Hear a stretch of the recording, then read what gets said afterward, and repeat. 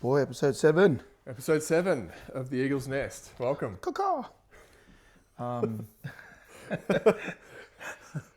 beautiful. Welcome back. We Sorry need to about work on our cacaws. cacaws. I'm okay with my cacaws. normally- It's just my voice is still a little bit husky. You have been husky. I have been husky. It's been I've got that You got that Barry White. it's not even Barry White. It's just that husky that husky voice. It's like, how you doing? I was like, it's different. I like how it's you doing? It's that the reader's voice. What's that? The novels. The novel. Okay. The novelist, Look, you could be a voice actor. Chantal entered the lair, knowing her lover was waiting. Her thighs became moist. I feel like you need to add the words rippling and plunging. Oh, Member. Purple-headed wine. Man, Thank you, Naked competition. Okay, so right? We both have competed in the past. Some lots of different things. more than others, but we also we've discussed competing in the near future. Yeah, I thought today would be a good opportunity, kind of given how far away the comps are for 2026, is a good opportunity to kind of go through a little comp talk and not so much about. I don't want to get too bogged down into the specifics of comp strategy for the comp. Overall mindset. Overall mindset and what is your, we can go back through your comp history and why you compete, what you get out of it. And then up to now as far as what is your preparation going to look like for the upcoming comp? I'm not sure, can we call it a competition season? Yeah, no, it is. It's a season. Because it is a season. Like the Jiu-Jitsu has a competition season every year. So 2026 season. So there we go. And obviously the more that you compete in, the more points you can earn collectively towards your teams and your individual rankings and there we go. all that sort of stuff. So it's legit. It's a season's thing. So here we are. We're preparing for the 2026 competition season. Yeah. And in addition to this, and I'm putting it out there, so we have to do it now. Sure. Is that there will be a bit of a YouTube presence as far as behind the scenes competition prep. Yeah, sure. Both on the mat training, in the gym strength work, conditioning work, maybe a bit of mindset strategy stuff as well. And then obviously comp day footage and comp day stuff too. So let's go all the way back. Brazilian Jiu-Jitsu, why compete? I'm actually going to go back further than that, way further. We're going to go way back before that. Because I have a very love-hate relationship with competing. Yeah. Okay, So for me, like a lot of young men, I grew up, I'm not a scholar. I am not a highly educated person. I'm not, according, with schools and books, I don't have any degrees or any of that sort of stuff, right? Yep. You've got things, it's not that that doesn't mean that I'm stupid. It just means that it's just not a skill set that I'm good at. So for me, it was always pick all the physical things at school, right? Yeah, absolutely. Like a lot of young kids. I want to do as many physical things as possible because it's less writing. Absolutely. So for me, that was a massive thing, right? But I can remember, I like winning and I'm a competitive kind of person. Yep. But at the same time, it's never meant to me what it's meant to others. Yes. And so, I know you're quite a competitive person. Really? A little bit. Just a little bit. You're quite a competitive person. And there's nothing wrong with that. That's just who you are. I'm competitive, but it's also I'm not, it doesn't eat at me as much as it eats as you. Yes. And the losing.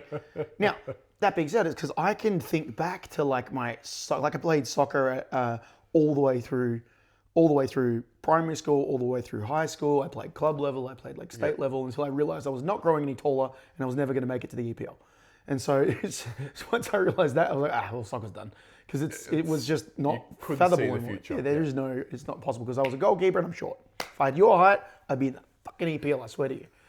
Anyway, but the point is, I can legitimately remember competing in tournaments, state tournaments, stuff like that, and having those pre-game nerves and getting out there for state finals and whatever, and feeling like I was going to vomit and and all of those sorts of things. And I can remember being in the goals.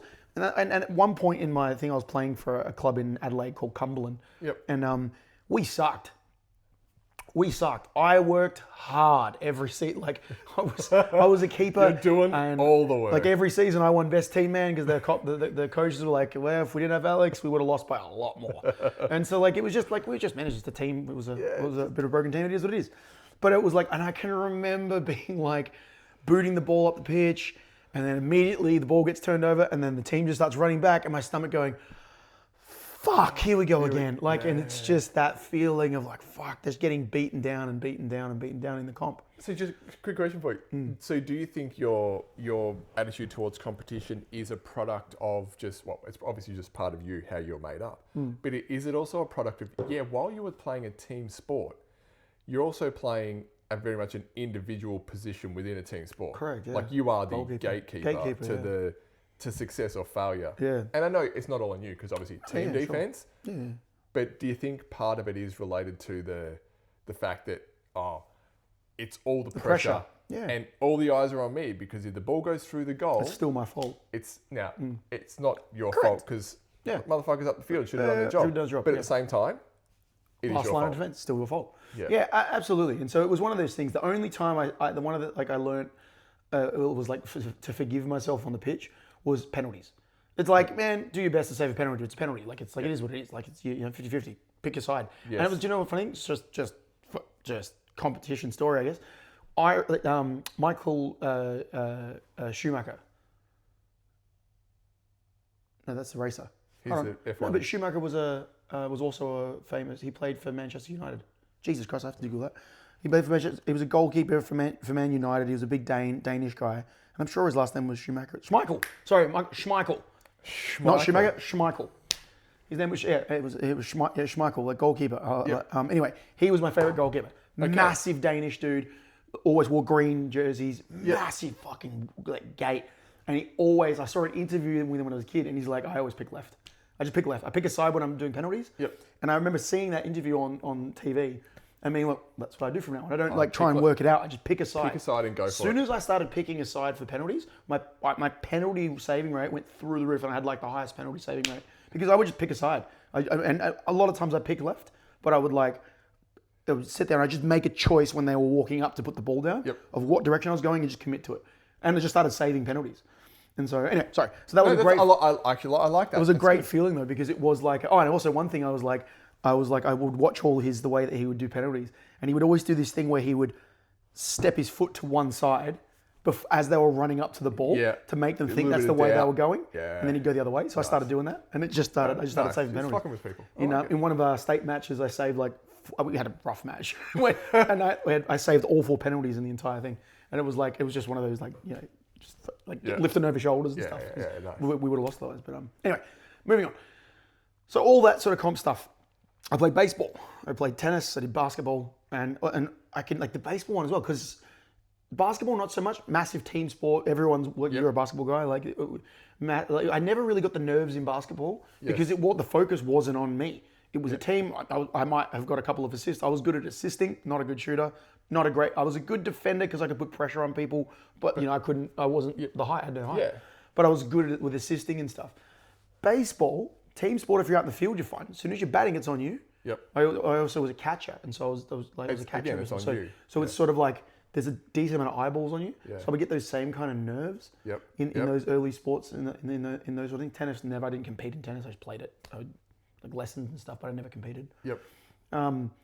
So yeah, for me, I think like that is love-hate relationship. So then when we got to jiu-jitsu and martial arts, so my first competition in martial arts was Hapkido before jiu-jitsu or anything. And that was all demonstration stuff, right? Yes. So it was like demonstration competitions but in demonstration I can imagine there's still a certain amount of nerves that go into it, but it's all prepared. Yeah. It's like doing a grading where I think from that perspective, the only nerves you're feeling are if you're not prepared. Correct. Yeah. And if you're not prepared, you're like, oh shit. And we trained so freaking hard for competition demonstrations. It was never a thing.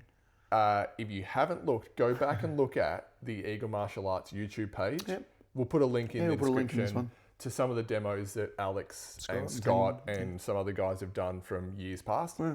amazing. So and you'll see the preparation that goes into it. We were the first Australian Hapkido team to go to Korea and compete. Yep. In demonstration, to be very clear. Like in Hapkido specifically, we're not talking about Taekwondo or any of that sort of stuff. Just in Hapkido, we were the first Australian team in Hapkido to go back and do demonstrations and stuff. And we came second in Korea when we were over there doing that. That was nerve-wracking because of the eyeballs, but we had, like, we were so dialed in. Yeah. It was like the demonstration was so tight, and like things were really, really good. And like even there was all this politicky stuff of like, we're pretty sure you guys should have won, but they were like, yeah, we can't let the white dudes. We can't let the Hojus win in Korea. It doesn't matter to us. We had a great time anyway. And then competing again, and I think like I did that was like 2004. Yep. And then I think in 06 was like my next comp, and that was the Queensland Championships for there. And that was like, and same again though. That was the first time I competed as an individual because we had the individual demonstration Did you stuff. win individual? Yeah, I won best adult male for like demonstration stuff. But also for the competition. Yeah. But that was only though, like I look at that and I go, demonstration. It's only demonstration, there's no sparring or anything like that. And then that was also, I look at that as like our team, the Victorian team, everyone was like, Scott and Master Greg and like, you know, all of us up like in that comp. It was a really good demonstration. We put something really nice together compared to the other schools. But same again, it was Mr. Kim's school and Angus was the head instructor. They won that, and all the Tassie guys and Bo and all the guys were like, oh, nah. But like it is what it is. But then they were like, oh, don't worry, wait, just wait. And they'd like, you know, I got best adult male and stuff. But I was like, Bo wasn't allowed to compete because he was a instructor. Yes, that's right. Brent didn't compete. Like there's like guys Scott wasn't allowed to compete like in the individuals because he was a fourth degree. Yes. And it was fourth. Yeah. Was he fourth? Yeah, he had to be fourth because I was the third. Yep. Yeah, no, because I was the third. So yeah, he had to be a fourth then. So it was fourth ends and above weren't allowed. Yeah. And so I was kind of like, there's like plenty of people way better than me in this. But anyway, it doesn't matter. You can only compete against who you're competing against, 100%. right? And then put in front of you. And then Jits, I guess, just a long story, bloody short. Long story, longer. Jits comp was just because I did my first jiu-jitsu competition 3 weeks after starting jiu-jitsu. Mm-hmm. And I was training and my coach was like, oh, there's a comp on. You're going in, you should go in it. And I was like, okay. What's the comp? No idea what like anything was. And that's probably also... It's probably a good thing for me. A good thing just to go, hey, I know what I'm getting myself into. Yeah. Deep end, go and experience it. Yeah, I won my first match on points, and then I lost my second match. I lost my second match on points. But I hip through. I got a nice big hip throw and hip toss. I hip tossed the guy that won, and then he beat me on points. But in hindsight, it was a good thing because if I'd actually gone and looked at what it was and then thought about it, I probably wouldn't have ended because it would have freaked me out. Yep. But like so, competition with jiu-jitsu in particular, it was like the early days, like competing as a white belt. It's so nerve-wracking. It's so scary because you're in there and you're new. Like I was a long-term martial artist, but you know, I hadn't done a lot of competing. It's different. Yeah, I think if I had done like something like Taekwondo and then competed a whole bunch in Taekwondo or karate and done a whole bunch of like sparring tournaments and stuff, I think I might have felt probably differently about the way that you compete in jiu-jitsu because it's similar. Sort of the format is tournament style, so it's similar. But yeah, really enjoyed it in the early days. But there was way less. Well, there was less pressure, but at the same time, I put a lot of pressure on myself because I liked standards. And didn't want to let the coaches down, didn't want to let my team down, all that sort of stuff. And I had a lot of success in the early days in the white belts and then sort of blue belt stuff, which was fine. But and then for me, it was one of those things. The difference between jiu-jitsu in particular, white to blue, there's a massive jump. Like there's a really big jump in competitive blue belts because you can go in as a white belt who's been training for 3-4 years, you're almost at a blue belt level, and you're going to do okay because you've been rolling and training for a while. You should be. You should have anyway. Should be okay. And then you hit your blue, and you're like, great. You go in your first blue belt tournament, and you hit 10 years, and you cop that sandbagger who's sometimes not even his fault. It's just his coach hasn't graded him yet, and maybe he's about to get his purple, but he's still a blue belt. So you cop, that can be your first match, and you just cop a guy who's been a blue belt for 5 or 6 years, steamrolled, and he just gets steamrolled. And so like it can total the difference there, and then the same again at purple. You're like you're blue, you're there, you jump in, and you got that guy who's like almost a purple belt, and if you're almost a purple belt, your guard tends to be better, and you're a bit you're in front of the everything. curve. If you're talking 2, 3, 4 years difference in 100%, training, 100%. it's a massive difference in knowledge and application. Absolutely. And all the just because I'm fairly low hanging fruit when it comes to jiu-jitsu. It's all the small stuff that gets better over time that makes the massive difference. Yeah, 100%. Like, well, in other bits, it's huge difference. And it's the experience, man. The experience counts for so much. Yeah. Not just what you know, but what you've experienced on the mats competitively, just training room, like looks.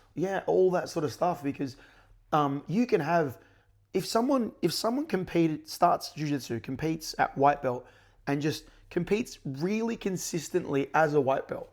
Let's say they do, let's say it's 3 comps a year, which isn't a lot, but it's it's more than a lot of people. Some people only compete once a year, but those extra 2 comps a year, right? Let's say you're a white belt. Let's just say you're a white belt for 2 years. Yeah, it might be 4 years, might be longer, whatever. Until before blue, but you've done say 6 competitions in your white belt career so far, and you get that guy who just does that 1 comp once and never competes again. You're the way you feel about your jiu-jitsu and the things you've learnt from your competition are gonna add to the things they're gonna shape the way that you train and the things that you focus on in your roles to improve on. And so if you do that a lot, and then as a blue belt you do it again, and you do you just go for it. You compete 2-3 times a year, every year at blue belt. By the time you got to purple, you've got maybe 10, 12 comps under you, maybe even more if you're lucky enough to be in a place where that has. Or I know plenty of guys in Australia who compete at all the state titles, so they just go around the states every. They do the Vics, the Queensland titles, the New South Wales, Canberra, South Australia, and they go around. So there's minimum 5 a year of the big ones, not to mention all the local comps, the grappling industries and the Savages and the BJJ leagues and all those as well. The more experience you can rack up in those areas, the better your game's going to get, and that experience carries on. There are really good competitive blue belts, competitive purple belts that just focus on competing heaps. Like the belts come secondary. They just want to compete because they want to improve. Those guys are competitive with browns and blacks that aren't competing at all. Yeah. I think it's also a comfort thing as you step onto the mat in a competition arena. Yeah. You've been there dozens of times before. You know what to expect. Your nerves are probably still high, but 100%. Not elevated to the same level as someone who's only doing it once or twice. Yeah, exactly. In their entire kind of competitive career. Huge difference. Huge difference. I still get the pre-comp nerves every time I compete. I know that when I go out for Vics in 2026, because I was competing a bunch this year, then I did my knee, and I had my surgery, so I've been that the rest of my year just disappeared. So I didn't get any of those last comps in for this year. But next year I'll go to Vics again, and I know that I'll feel uber nervous driving to the comp. I'll be really nervous until I step on the mat for my first match. Once I get my feet on the mat, I just all of a sudden things start zoning in. I'm like, I've been here before, I'm okay. Yeah. And then it sort of the nerves go away, and I get to it, and we get on with it. Once I get my first match out of the way, woof, great, all right, let's go. You're fine. Let's go on to the next match, and we go from there, and I feel fine. But I don't.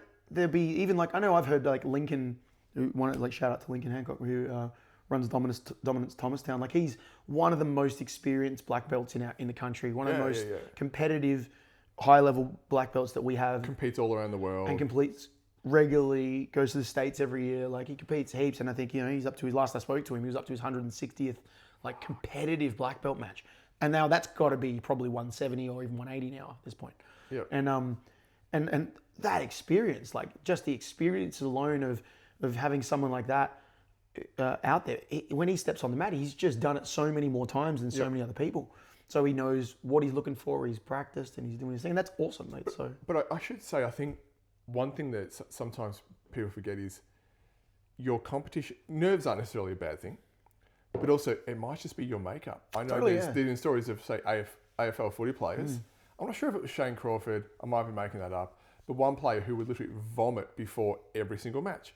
And he's been playing since he was 2 years old, playing at the elite level, professional level. He's got sports psychologists all around him, still vomits before every match.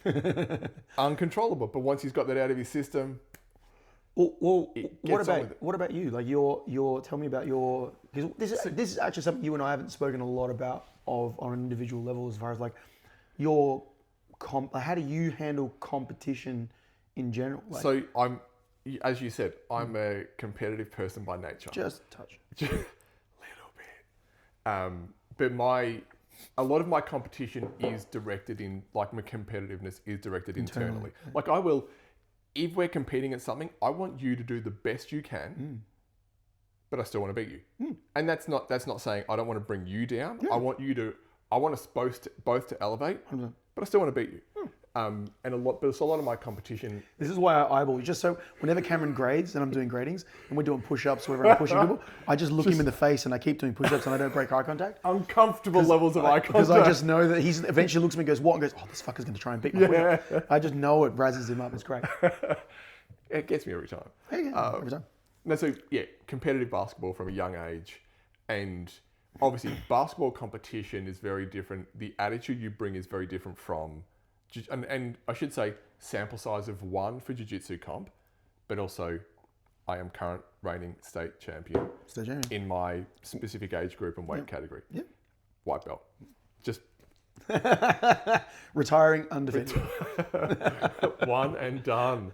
No, you're looking to go again in Vic's, right? I am looking to go again at Vic's, but if we just go back to basketball, I don't recall a lot, like, you know, kind of those early years as a kid. I don't remember getting nervous. I may have, but I don't remember it. As a teenager and adult, look, one good pre-game boz, and we're good to go. Nerves never really came into it, but it was also like white line fever is a thing, and I would play basketball best when I'm just a little pissed off. So it would take, there would be I might even, I'm not Michael Jordan by any stretch of the imagination, but he would always manufacture reasons to be upset with people. Yes, yeah. Like that was his whole thing of, he disrespected me, and the guy's like, I never said anything. He didn't do anything. He I had to looked make at up in him, his mind to get there. but in Jordan's head, he's like, that He needed it. he to needed get something there. to elevate himself. And I may, for say part of the basketball game, I'd be playing okay. Like I was a good basketballer, but I'd be playing okay. But then I would create contact, or there'd be a ref, there would be a bad call, and I'd be like, and basketball, you can't yell at the ref or umpire or judge in jiu-jitsu. At basketball, you can push the envelope A little. You're like, what was that? That was rubbish. What do you? And you can kind of fire yourself up and push it, and then you can create a scenario. And then you'd go to that kind of happy place where you're on the edge of wanting to punch someone, but you know you can't do that. So you're right in that.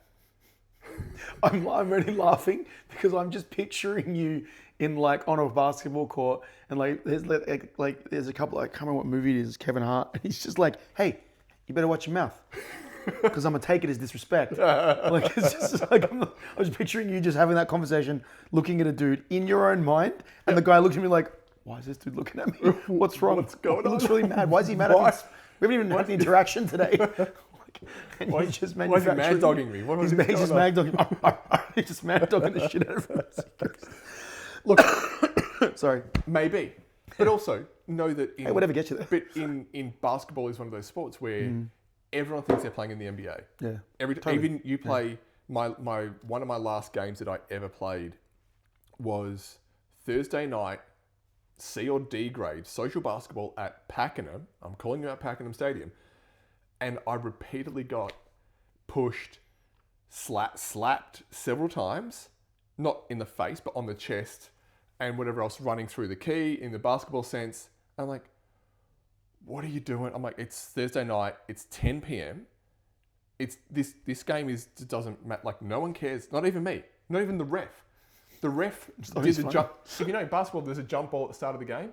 The ref threw the ball about this high, and then the other team swatted it out of his hands. And I looked at him and I went, mate, that's not the rules. You can't do that. And he literally looked at me and went, shrugged. And I'm like, oh, what are we doing here? But everyone thinks that, so it's not hard to get upset on a basketball court because everyone else are dickheads. Were you just on that? Were you a little kid that must follow the rules when you were a little kid? Like, you know, when someone was like, No. you know, you're playing a game at school or something, and they were like, "This is the thing. You're not following the rules." Was that you? I wasn't one of those. That's interesting. But no, but if you're paid to adjudicate a game, Totally you agree. better fucking adjudicate it to the rules. Yeah, I get it. And I get that. if you don't, I get it. It's not going to be.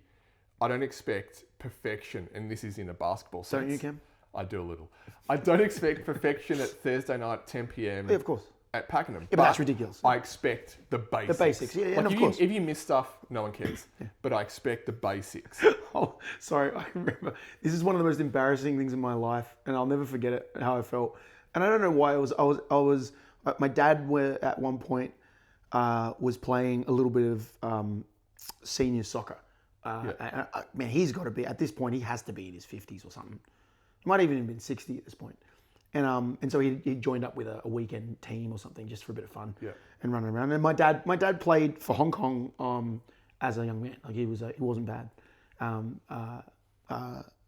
So yeah, that was anyway. So I went along to one of the games on the weekend to watch him play and just hang out and kick a ball around and stuff. And I must have been, I don't know, I'm going to say I was like 12. I might have been 13. I might have been 14, but I feel it was about that age. Young teens. Yep. Early teens. And so I'm sort of like, I know the rules. I've played soccer for almost 10 years at this point. And so they needed a linesman. Someone hurt their ankle roll and needed a linesman. Dad goes, go be a linesman. And I'm like, oh, okay, yeah, cool. But my ADHD just concentrating that exactly. And so what happened was I'm on the back. I'm running the line. And in case you don't understand offside rules, or we're not going to get into that, but the linesman has to basically stays in line with the last player on one side of the pitch, and you got to stay in line to see whether the ball gets passed, if it's an offside or not. And I'm doing the thing, and I'm watching the player, but then I'm sort of just watching play a little bit, and I just completely zone out, and like the ball gets kicked, and I'm like, they start running, and I'm just watching, and I completely forgot that I'm a linesman. Yeah.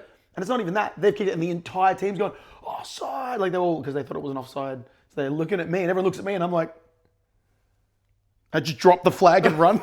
I just drop the flag and fucking bail, because like 40 adults looked at me and was like, what the fuck are you doing? And I was like, I don't know. Just panicked and ran. That's fantastic. I went and hid in the car. You're like, I'm done. Can't lose. It's too much pressure. But it was just completely because I was like, my brain had just completely zoned out. I'm in over my head. And I realized at that point that I was never going to be a referee or an umpire or anything, because I can't concentrate. Look, shout out to referees and anyone who volunteers or gets paid to do that. Amazing. It's hard, On that, I have been sent off the court multiple times in my basketballing career, mainly as an adult, due to multiple times arguing with the ref. May have been sent off in a number of mixed netball games. Really? But also, my wife Nikki has also been sent off too for arguing with the ref. So there is that. But so from a competitive perspective, super competitive, but basketball is a very different, obviously different sport, but a different mentality when it comes to competition. Yeah. So smack talk almost goes with the game. It's almost like hand in hand. There's always niggle. There's always it's a lot of it is gamesmanship, and there's always drawing fouls or whatever it is, and there's a bit of extra fit. And because jiu-jitsu, you can't hide. There's no, like basketball, I was generally bigger than most the entire time that I played, and you can use your physicality to intimidate and to.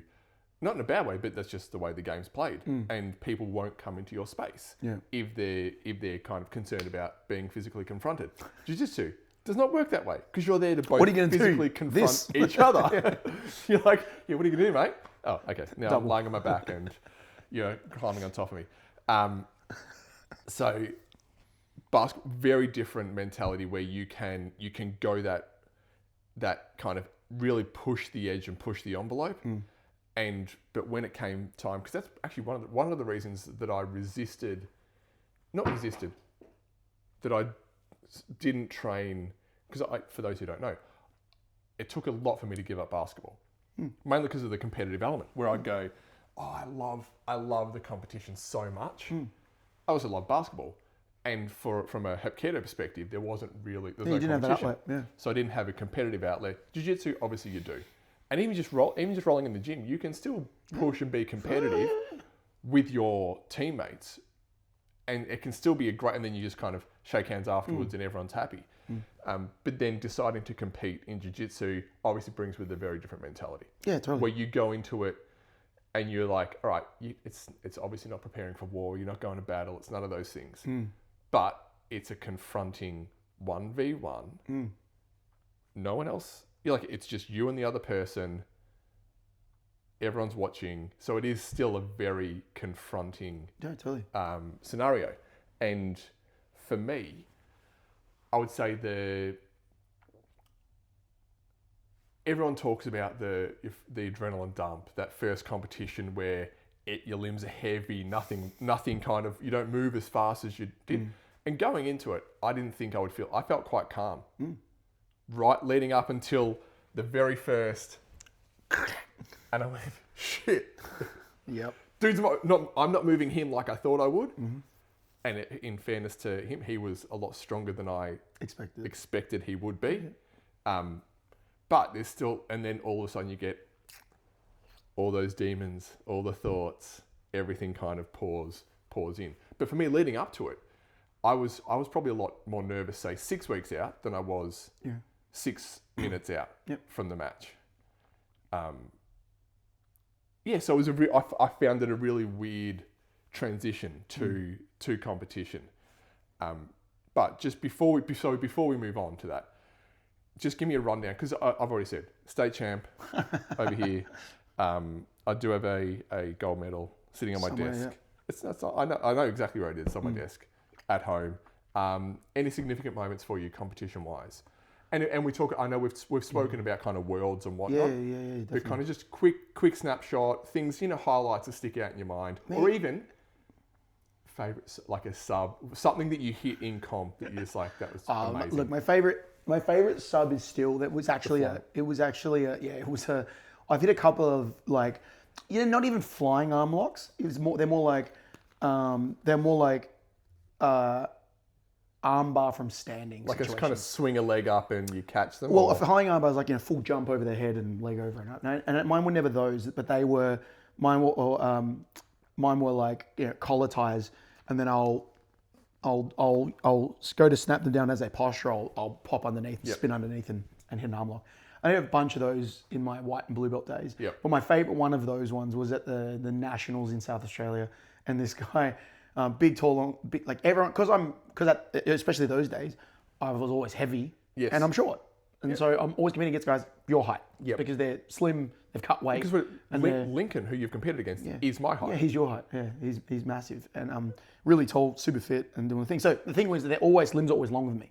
So I've always got to get closer and do stuff like that. So anyway, my favorite one was this one. It was the same where we link, it's in no gi, and we end up, with collar tie, and I give him a good shove and he shoves me back. And as he shoves me back, I pop into my arm lock and I go, I drag it down, leg goes over the head. I'm in the full spot. And then he flips over. I roll with him and then flip him all the way through and then finish arm lock on the outside. And the only reason it's my favorite, it's actually not because it was 40 seconds in a match and it's done and we were there. And that's not the thing. The reason that's actually my favorite is like almost 10 years later, after that match, I was out with friends and I was at Crown. And this guy goes, "Hey, I know you." And I was like, "Ruh-roh, what's happening? What have I done? What do I do?" And he goes, "You train jiu-jitsu?" And I go, "Yeah." I'm like, the jiu-jitsu community is quite small and everyone knows everyone, but I don't know this guy from bar soap. And I'm like, "Oh, okay, I'm sorry. Do I know you?" And he goes, No. Like, he goes, about 10 years ago, my mate was training for a competition and he went from Melbourne and he went to Adelaide to compete, and he was like, "I'm going to win this thing and whatever."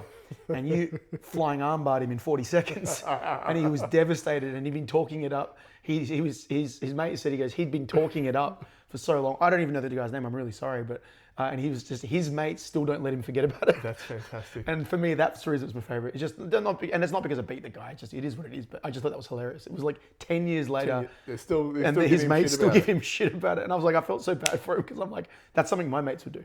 Like, it's my mates would remind you about. That's what your real friends are. Especially if you're talking it up. Especially if you're going to talk shit. Yeah. And I have to say, so one of the things for me when I went in to again, Mike, I had one match.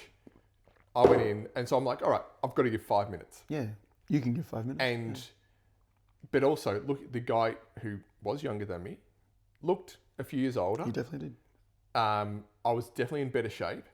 But again, he took me down about, I don't know, 20 seconds into the match, 30 seconds in, whatever it was. Yeah. And for no, I've watched my match back once, and I've watched the first 20 seconds and then the last minute. The rest of it, I'm going to make you sit the whole thing again. it's fucking horrendous. It's just, it's like, I don't watch horror movies. Not that I'm not afraid, a little bit. No, but I'm the same as you, though. I don't necessarily enjoy them, but this is like watching It's cringy. It's the most uncomfortable moment. It's like an episode of The Office where it's just this cringeworthy, and you're like, why did I do that? and it just nails down a chalkboard. I feel like that about a lot of my matches. But the moment when I remember internally thinking, I've come in like that guy got armbarred. I'm like, I've come in with so much confidence. This is going to be really fucking embarrassing. See, it's funny. I remember before that match, you were like, "That's him," and I was like, "Oh, okay." And you were probably like, "I got this. I'm going to smoke him." And I'm like, and I wanted you to have it, and I wanted you to keep that confidence. But you were also a little bit. But I was also like, "Oh man, don't don't underestimate anyone." Yeah. But I didn't want to I was like, look, right now this is where you need to be for your mind needs to be in this place. So I'm going to let you sit there. Oh, and I should. But it was a good learning experience. But also, and we'll get to it. We'll get to it in a minute. Actually, no, I'll just do it now. Because one thing my big lesson coming out of that is before the match, or in training, in our training before the match, we'd worked on a few takedowns, and in my head before I started, I'd gone just double leg. Like this in my head, I'm like, just do a double. Because also, it's simple. Yeah. It requires almost no fine movements. Not a lot of setup. It's literally. Sorry, let me rephrase. Not a lot of setup at that level. No, but that's to say, at white belt where I'm bigger, stronger, faster. And again, this is where for me, it's white belt. Like the technique, there might be. I think he was a 4-stripe white belt, so there's a few years difference. But technique-wise, it's not like I'm grappling you. Massive difference. Whereas this guy, there's more leeway with physicality. Correct. I'm like, just double leg, and if it works, awesome. If it doesn't work, get into it. You're at least getting into it. And then there was that. So that was the hesitation. So when he grabbed, my instinct internally was double leg, and I went, just do it safe. And then I went, so it's good. But anyway, good learning. Yeah, and 100%. I still won. So end of the day, it all worked out. I just honourable mention my thing for you asked just about the things that the recaps of my favourite things. My favourite competition experience is Worlds. It has to be Worlds. Vegas 2024 Worlds. It was something on my bucket list to do ever since I was a purple belt, and I never committed to it. I never, and even going at black belt, like I went. That was my first time going there, first time competing at Worlds, and it was my like second black belt match ever. So it was a big tall order. Lost my first match. It is what it is, but it was the experience of being there, and just even if I didn't compete, it still would have been my favorite experience. Yeah. Because like Jiu-Jitsu Con and that whole event and like 16,000 people being there on a day, and all these Jiu-Jitsu heroes, and the level there was so high and so good, and it was uber inspiring, and it was the thing. It was the thing for me that I went and I did that and I went, oh yeah, I want to keep doing this. Yeah. It didn't matter about the winning or the losing or any of that. I just was like, I had it all the way. I competed once as a purple belt and then never compete, and then just stopped competing. And I was just like, it was too hard. I didn't have the time to put in, like, I knew what was required to win. And I knew I didn't have I wasn't willing to sacrifice the things I was doing at the time to put the effort into that. Yes.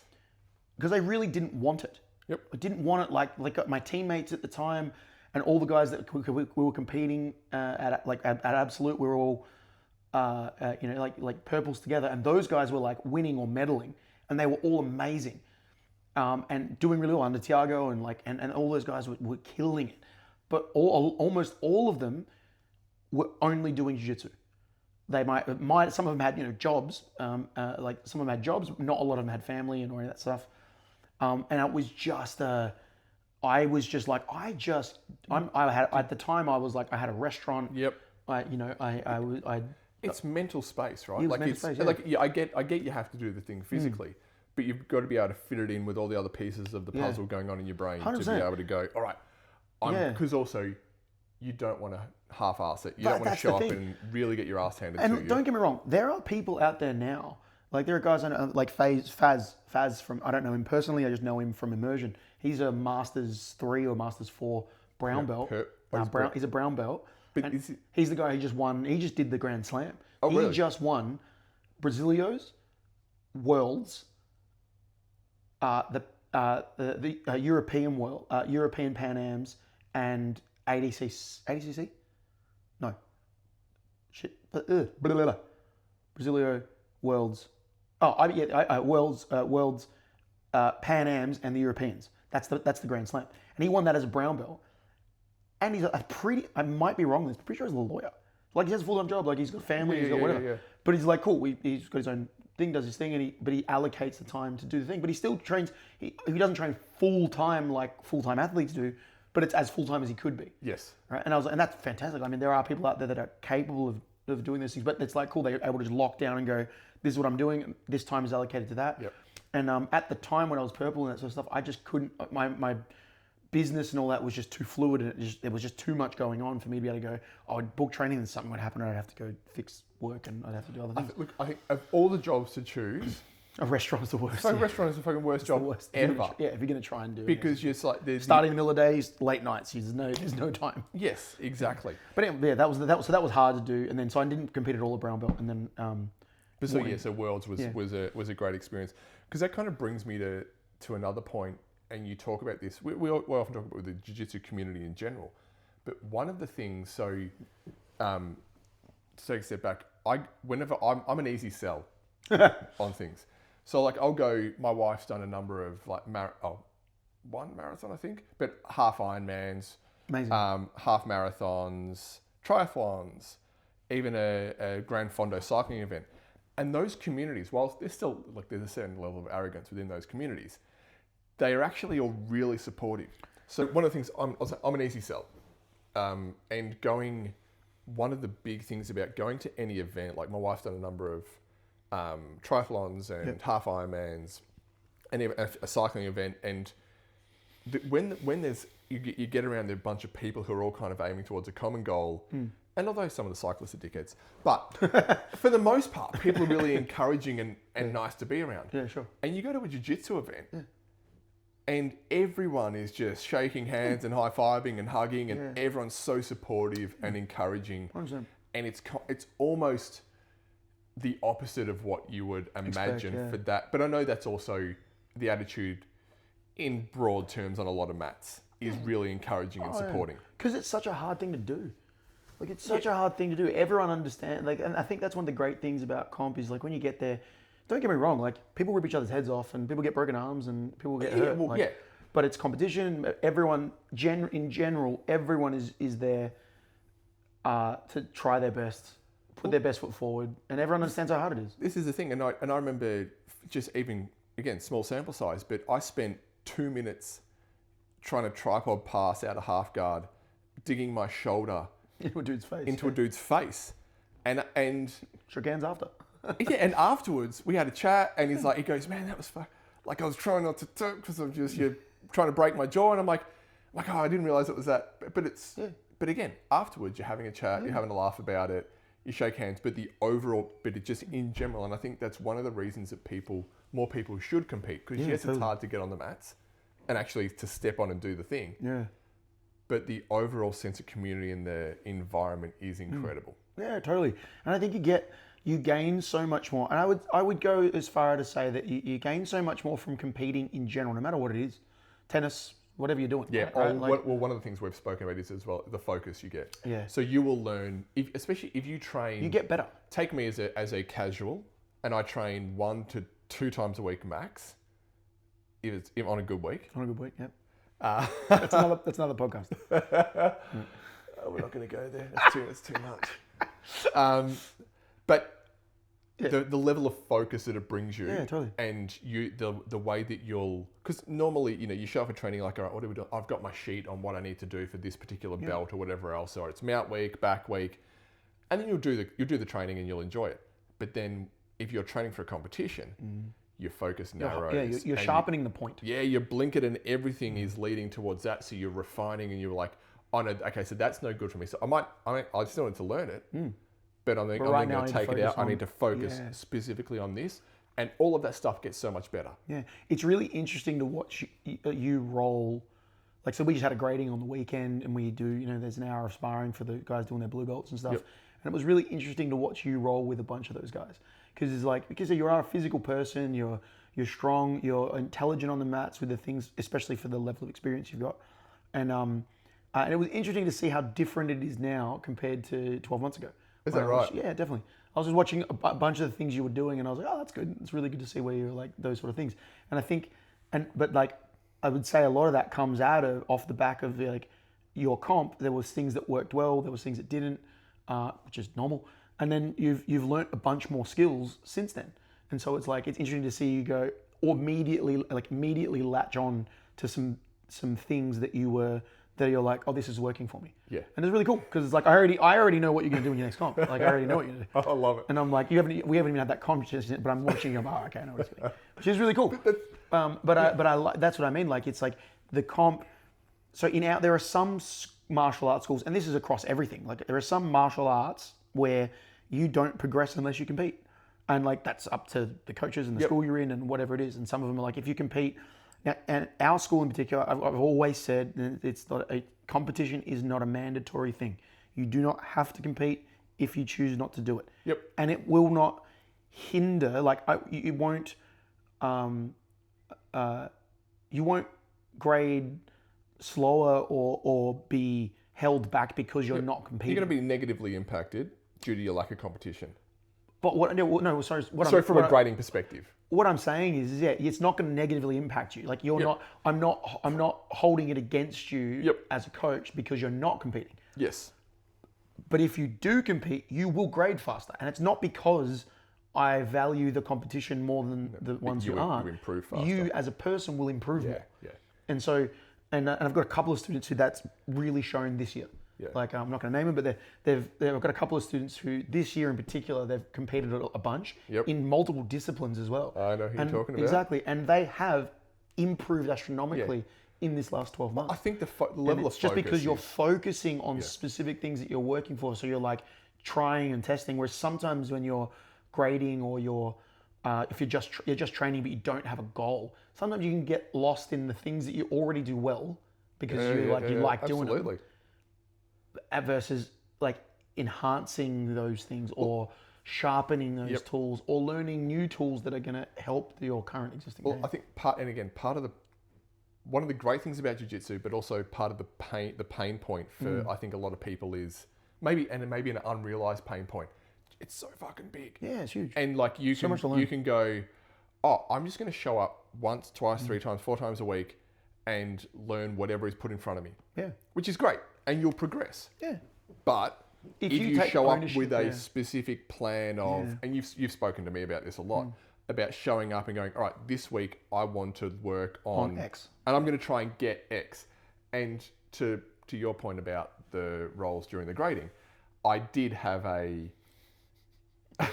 bit of again, a lot of it was, I'm not grading, so I'm letting them, I'm putting a bit of pressure and letting them work. But I'm also like, if they try and do this, I'm going to do this. Yeah.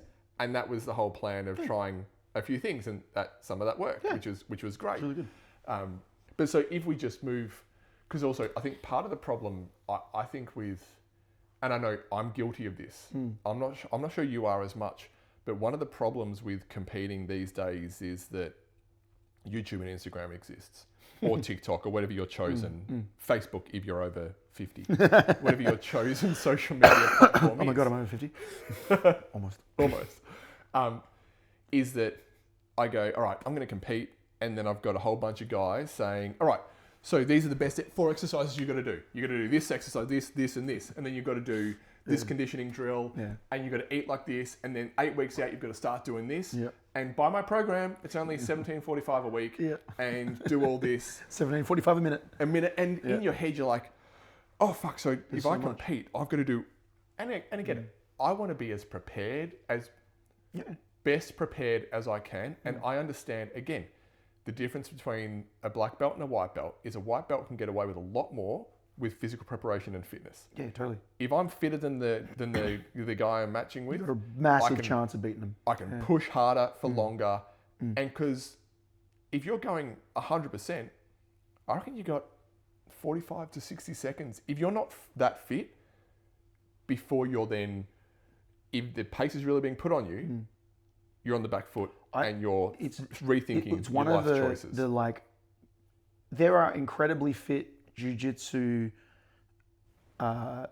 competitors out there. There are people who take it real serious and they do their high rocks and CrossFit and all that stuff. If anyone does high rocks here, We're not friends. we're not friends at all.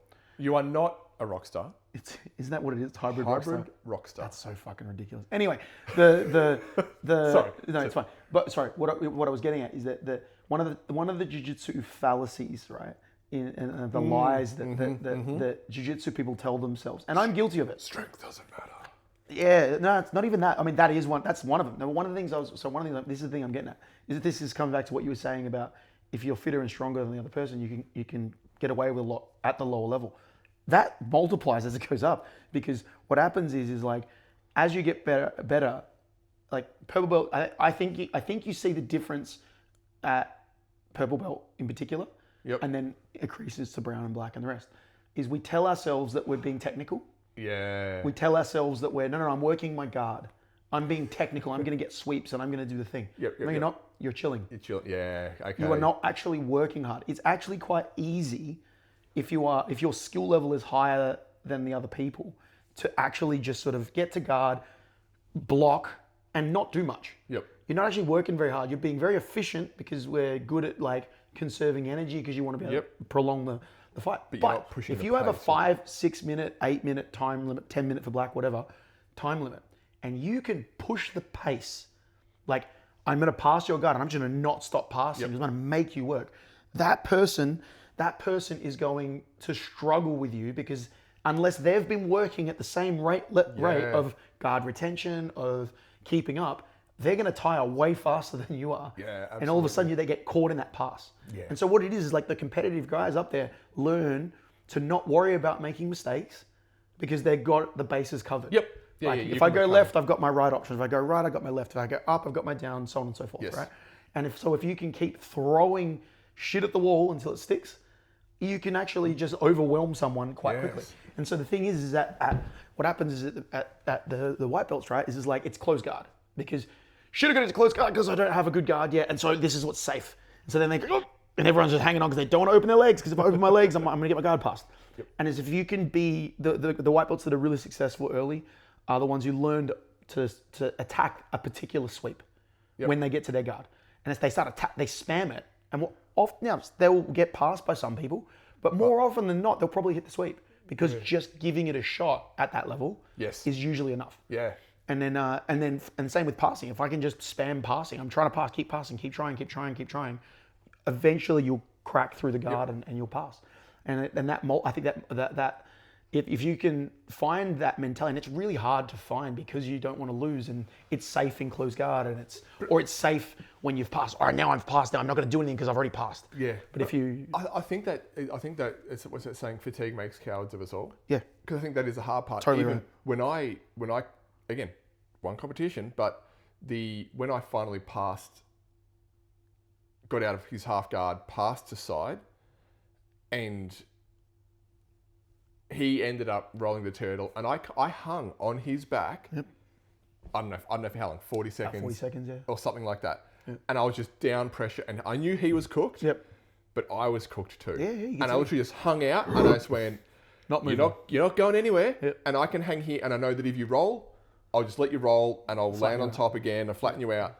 And I'm like, because I could have tried spinning and doing it, but like, I don't have the energy that if I try it and it fails, I don't have the energy to recover. And again, it was a smart business decision. Yeah, you were up on like 1 point or 2 points. I was up by 1 point. I won 3 points to 2. Yeah, that's it. But that, like, strategically in that moment, there's 40 seconds left. It was the correct choice. Yeah, 100%. But it is the whole thing of I think often people think it's a binary choice, one or the other. And I think it's never been one or the other. It is always both. Like, yeah, totally. Why not both? Yeah, Just big on lost. the taco. The taco. Why not be as strong and as fit as you can be, Yeah, totally. and as technical As you can be, yeah. as you can be, 100%. and add them together? Add them together. Synergy. Industry super fun. Sponsor us. Just leading on from that, if we take like technique out of it for a moment, so you're coming back from a knee operation. Yep. What are some of your physical kind of goals or standards that you have, or do you have some in mind for the lead up to the States? Mine is all about feeling, because of having knee surgery, like walking a daily life totally fine. I've just started sort of rolling again, which is really good, but I'm still not comfortable with compression with my leg. So getting my leg compressed under like load. Yep. My own squatting is fine. Where are you at medically from a clearance perspective? I'm good now. I'm allowed surgically. It's all good. That like everything's healed, and it's as surgically healed, it's as medically healed as it can be. Now it's like strengthening and getting all that stuff right. Awesome. So for me, it's like my goals are like leg extension stuff, strength, really focusing on the strength to make this feel as strong and as comfortable as possible. Like if I'm like standing, I'm fine passing, but it's my guard. It's like that. Yeah. For me, it's that lateral movement and the pushing and the pulling. Internal, external rotation. So for me, that's going to be very much a big focus of my. So what are you looking from kind of a strength and conditioning perspective? What are you kind of looking to do as you head into that comp season? Yep. And takes different. Anyway. It's fine. Okay. It's who knows. As I had a comp season, yeah. What are you kind of looking to? Because I know I've got I love plans. I've got a plan. What are you looking to do? Get as strong as possible, get as fit as possible. What are some of the things that you'll be doing to do that?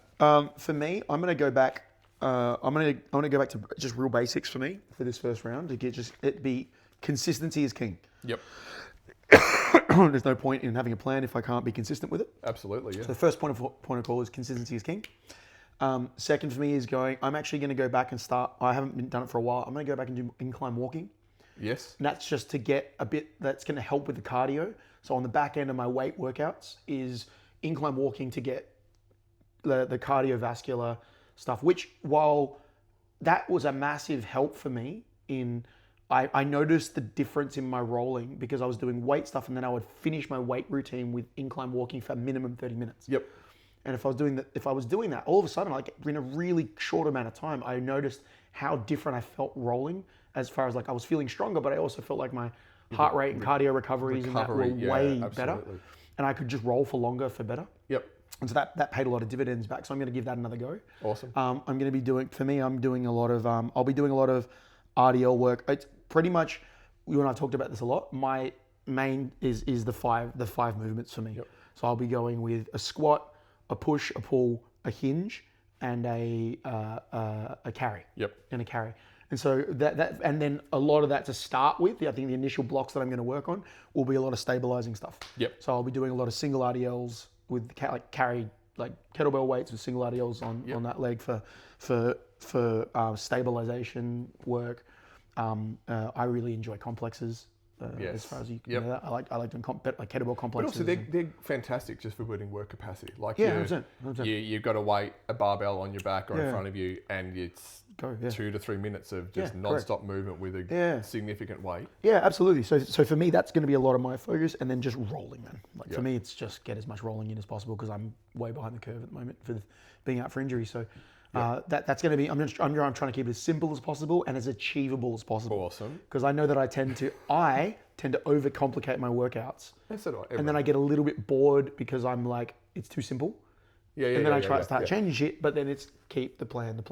Keep the goal the goal. So keep the but goal it's actually fun. It's funny you mentioned about the walking because that's often something we'll do where, and I say we and a lot of other people will go, I'm doing something that's working, but then you convince yourself that you no longer need to do it. Because you're like, oh no, well, I don't need that anymore because I've acclimatized to it or whatever.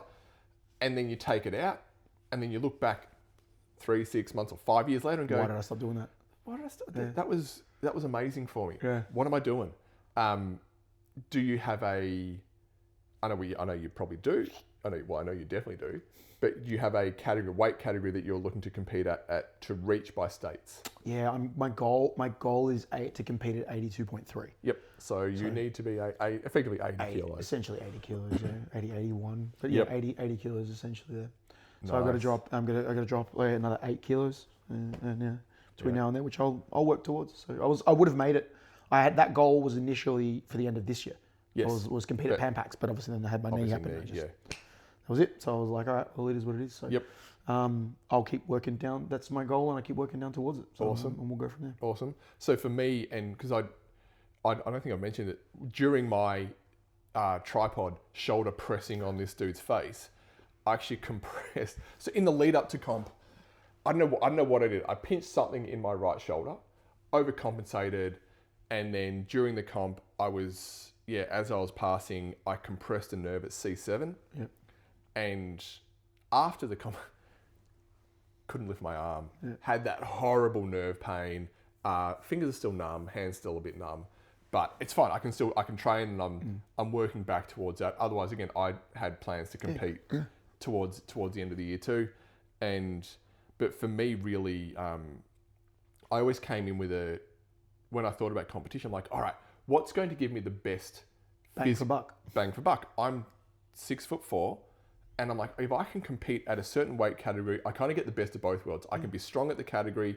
I'm longer than most people in that category, especially as a masters athlete, because typically you get a bit heavier the older you get. And what's going to be best for that? My plan for the next comp is actually to compete at whatever the 98 is. No, under 100. So I need to be effectively 98. 97 and a half, I think it is. It's 100.5 in gi or 90. Oh, you mean the 97 plus? The 97 plus? I think it's 100 under 100.5. Oh yeah, 100. Yes, super heavy. Super heavy. So, because I'm like I'm doing a bulk at the moment. Because heavyweight's 97 and a half. Super heavy is 100. Yeah. So I'm bulking. I'm eating more food consistently than I've eaten in recent years, and I'm absolutely loving it. And the goal for me is just to get as strong as possible. And so I'm about 92.5 kilos at the moment, and to add between now and then, to add the other 5.5, 6 kilos, and not get fat in the process. Cool. But yeah, so doing that again, just getting. I think one of the big fallacies around getting strong for jiu-jitsu is it has to be functional strength. And I love if you're on Instagram, I love Roman Jiu-Jitsu. He trolls a lot, but the whole idea is getting strong is getting strong. Train the muscles, not the movement. Like there's no, and maybe the kettlebell Turkish get up is a good idea, a movement that translates really well. But everything else, if you're squatting, your legs, your back, your core, everything gets stronger. If you're deadlifting, your entire body is getting stronger, and you have the better ability to pick people. If you can deadlift 200 kilos, you can lift a 100 kilo dude off the floor with ease. Same thing, even bench pressing is a relative skill for jiu-jitsu. More so relative in no gi, but doesn't hurt in gi nonetheless. Having that kind of strength to be able to push someone away is far better for your framing and stuff than it is actually escaping. Because you're escaping stuff, if you're pushing, they're just swimming through you, which is fine. Yeah. But it's like, it definitely helps. There's no question. There's no question. And I say all of this assuming that you're working on technique at the same time. Yeah, of course. But yeah, so for me, the goal is just to get as strong as humanly possible. Yep. And then as my body gets more used to it, just as much rolling as possible. Yeah. Because I recall when, God, it would have been well before the comp when we were preparing, I think Anna and a couple of the other girls for comps, and we did a lot of harder rolls there than my competition roll, and that's the kind of stuff that you walk away and you're like, oh, this is what it feels like, and you're really pushing yourself to the absolute limit, and so for me it's just doing that. And look, I'm a huge fan of repeat sprints and like short cardio repeat sprint stuff that's not going to be too impactful on your ability to recover, especially if you're doing lots of rolling. Yeah. But again, that's something that we'll work on. And I think as well, just like on I think your bang for buck as far as totally agree. Like, build as much strength as you can, be as flexible as you can, be as mobile as you can. Like your mobility is massive in jiu-jitsu. Yep. Like your hip dexterity, your leg dexterity, shoulder dexterity, all those things. Like build the mobility out as well. But I would say as well, with especially if people are listening and looking for competition, sparring, and rounds, and they're trying to go hard. Back in the day, it was very much just roll as hard as you can for as long as you can, and like learn from it. These days, it's the results show a lot more is actually do 1-2 hard sessions a week, and the rest of them should be really positional. Yeah. You should really focus on positional sparring so that you can get as much practice in each position and go deep on the knowledge of that position. It doesn't have to necessarily mean submissions. It might be defending, it might be escaping, it might be passing, it might be just control. And if you can actually go into those sort of roles with the mindset of trying to learn from the roles and find out what's working and what's not versus winning in the training room. Yep. No one and even your hard rounds, if you're competing, you need to focus on sharpening the tools like submissions for the wins and stuff. But if you're trying to win your competition rounds in the club, you're doing it wrong. Yeah. And it's a hard thing to wrap your brain around because it's a competitive sport and no one likes to tap. No, of course. But you should be tapping a lot. You should be exposing yourself to every position as much as you can so you can get comfortable in those positions so you can find out the questions you need to answer to better your competitive rounds. Because that's the thing. It's like at white belt, someone will get to a spot and they'll just stay there because they're comfortable there. And that's normal. That's what it is. And the guys who win those tournaments well are exposed to a lot of stuff. Yeah. And that's it. It just multiplies the further you got the belt. I think that makes sense, and I think it's also that is that training smart where even if you relate it to stand up, a lot of guys don't do hard sparring anymore. Gabriel Varga, who's one of the world kickboxing champion, almost doesn't spar at all anymore. Now he's obviously got a wealth of experience, Of course. but it's also it's damage mitigation. Yeah, absolutely. How does it affect your recoverability? Yeah. And are you actually learning because you're in that fight or flight. and are you actually learning what you need to learn to advance your skills? Yeah, there's a bunch of UFC fighters now where they're looking at all the science now and they're looking at all of the way that they train, and they train very differently. CTE is not fun. CTE is not a good thing. It's not a good thing. And And look, too many people leave their careers in the gyms. They let too many people leave their career in there. and I should say, Sean Strickland. Sean, Don't if you're watching kill us, this, Sean. I love you, America, whatever else. America. But also, factoring in the fact that I'm 45, I'm not a professional athlete or fighter. And neither am I. Yet. I'm not saying never. Not saying you could be. I'm not saying never. I'm definitely not. I'm not a professional athlete. I'm not a professional fighter. So I'm a coach. So you also factor that in and go, okay, so what's going to best serve your purposes? But so one thing to question without notice, and this is going to be a lot harder for you than it is for me. Every time. Question without notice to finish on, and I'll go first if you need to, just to give you time to think. Sick. What is your favourite competition match, like that you've watched or seen YouTube, whatever? What is your favourite, gi or no gi? You can only pick one competition match ever. Yep. You have to go first because I've got to think about this for a second. Okay, I'll go first. And I don't know if this specifically for jiu-jitsu, right? Specifically for jiu-jitsu. Favorite and I competition don't know if this is the original match or the rematch, but this will probably show you that my limited vote. Actually, no, it's one of the all-time great matches. Hodger Gracie and Buchecha. For number one or number two? I don't know which one. I know this is the the second one. Hodger won. Yeah. The third. They drew. They drew on the first one. Well, then it's the second one. It's the one that Hodger wins. It's the one that Hodger wins. Yeah. Yeah, that's the second one. It's amazing, and Buchecha runs him off the mat a number of times, and Hodger. And I should say Hodger. So everyone. I'm assuming everyone does this when they look at their chosen sport and athletes. You're like, whose game can I kind of embody? What's similar to me and who's got similar proportions, and Hodger Grace, not a bad person to pick, but he's also similar proportions to me, and he's got. And I look at him like, and the fact that he's a judo black belt, I think is amazing. But that particular match, I look at it, and the emotion afterwards is just insane. So that is my favorite match. I have watched. I have watched a fair bit, but that Roger Gracie Buchecha match, amazing. Yeah, there are a bunch of matches that are incredible. All right. Yeah. I know it's gonna. This is almost an impossible question for you, but no, it's not. I have a really clear answer, but I have a couple of honorable mentions for it. And then my reasoning for this is only recently. I one of my favorite ones to watch, and it's just because it's just a ridiculous. This is not my answer. This is not my answer, but this is my honorable mention. Yep. It's actually Hodger versus Jacare. It's going to be 2010, 2008. I think it might be. I'm not sure if it's Worlds or if it's Brazilios, like the nationals. Anyway, Hodger breaks Jacare's arm in there's 2 minutes left. Yeah. Jacare's up by there might be a minute left. Catches him, doesn't tap, snap.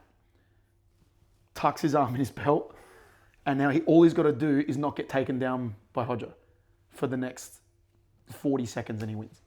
And it's just a ridiculous feat of mental, and he wins, and he doesn't hold his arm. He's just I win. He couldn't get him down, and he falls and posts and gets up and scrambles. And I'm like, the mental fortitude, that's ridiculous. Fuck. Just tap. But I'm just saying, that's a crazy ridiculous thing. That's something that always stands out. Yep. The match I was just thinking about though, and this is because I competed a bunch more this year and last year, and so I'm a little more interested in the strategy at the higher levels now. And it's probably one of the reasons my favorite. It's Adam Wazinski, versus Andrew Felipe. I think it's Andrew Felipe. 2023. All right, I was just googling it. I was just making sure which one it was because he's got a few amazing matches. But no, it's Felipe Andrew. Sorry, it's the IBJJF Pans finals. It's the final match, and it's black belt. It's for the gold, right? And it's just one of the greatest examples of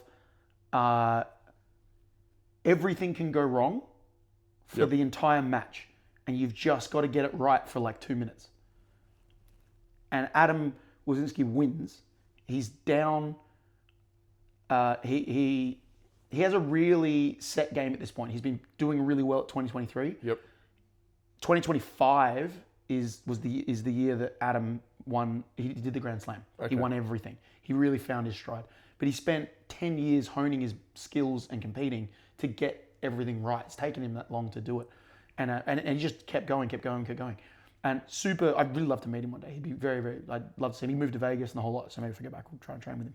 But that match is an incredibly technical match. No one's just chilling. Everyone's working the whole time. They're doing a whole bunch of shit. There's so much happening.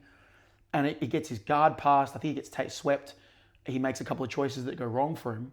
And I think there's you look, if I remember correctly, there's about I think there are about 2 minutes left of the final.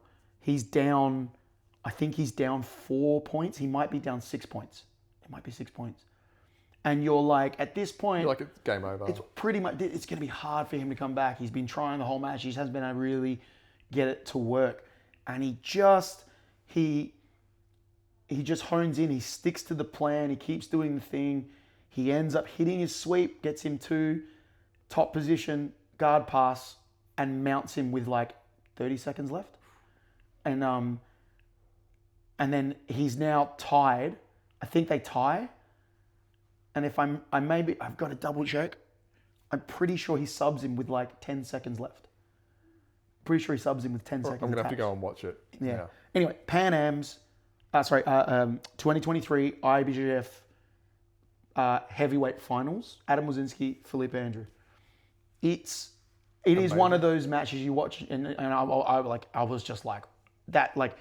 If so many times I've watched people compete and they get scored on, they look over at the clock and there's 2 minutes and you can see them give up. Yeah. You can see them go, I haven't been able to do anything to this person, and it's over.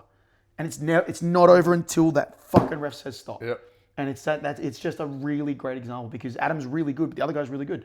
And the other guy plays a better game for 75% of that he just beats him for 75% of the match. And Adam just, it's not luck. Never gives up. And that's the thing, it's not luck. He just sticks to the plan. Yep. He sticks to it, he trusts his jiu-jitsu. And the other guy's like, nah, it's not going to happen. And he just catches him. And then all of a sudden, it multiplies quickly. And it's in that last 2 minutes that it all changes. And it's an incredible match. I love it. So yeah, that's my favorite. That's probably my favorite match. Fantastic. Not to mention there's heaps of others. And, Well, there's and probably December 7th is going to be my next one because Lachlan Giles is going to roll, is going to compete against Marcelo Garcia. And I can't wait to watch that. That'd be amazing. Yes. Good luck, That'd Lachlan. be amazing. Mate, on that note, thank you once again. Good job. Thank you. Good job. Was Thank a you, pleasure. sir. Get out there and compete. Have a go. Let's fucking go. See you Eagles next Nest. time.